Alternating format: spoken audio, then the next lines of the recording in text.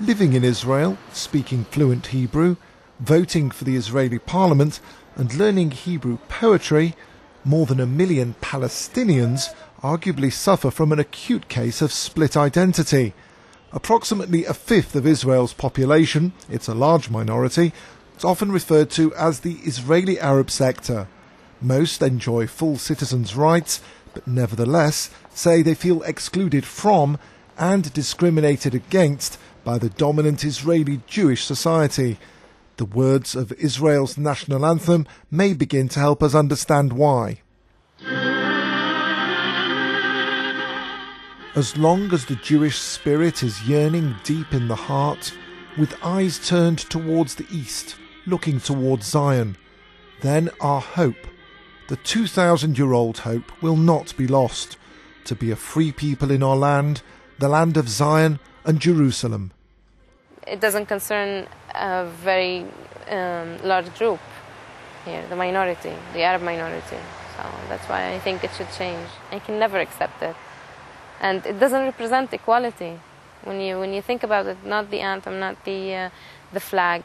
A state commission of inquiry into events which claimed the lives of 13 Israeli Arabs in 2000 found that for years Israel failed to create reasonable harmony between its Jewish majority and Arab minority. Till now, there's been too little money spent in developing those areas where Palestinians and Muslims live, and that those who are citizens and those who are residents of the city and those who pay taxes deserve to have equal treatment and equal services. I respect Israel's existence both from the democratic and international recognition aspects.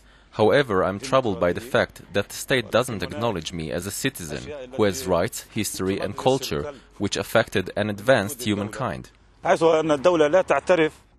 to Akhbariya, Arab culture and history are pushed aside in favour of the Jewish ones when it comes to the curriculum he teaches.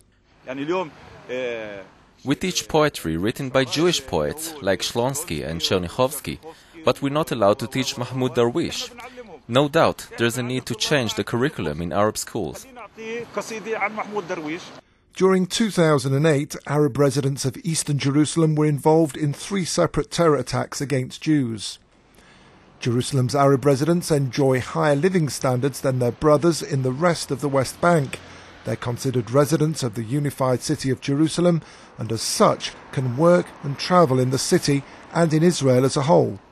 The incitement to violence in Palestinian society, the dehumanization of Israelis and Jewish people. This brings a person who has a job, who has access to Israeli society, to perpetrate a terrorist act. Breaking the mold, Alaa al-Khusari, an Israeli Arab from al-Fahm, lives with his Jewish wife on a kibbutz. Al-Khusari is concerned about the widening gap between the Jewish and Arab societies in Israel. He believes the two sides must open channels for dialogue. For 60 years there's been mistrust between the Arab citizens and the government. Jewish society sees how the government treats the Arab population and acts accordingly. In 2005, Al-Khusari created an internet forum called Arabs. Approximately 200 members, Arabs and Jews, participate in the forum and are getting to know each other. Many have now met one another face to face.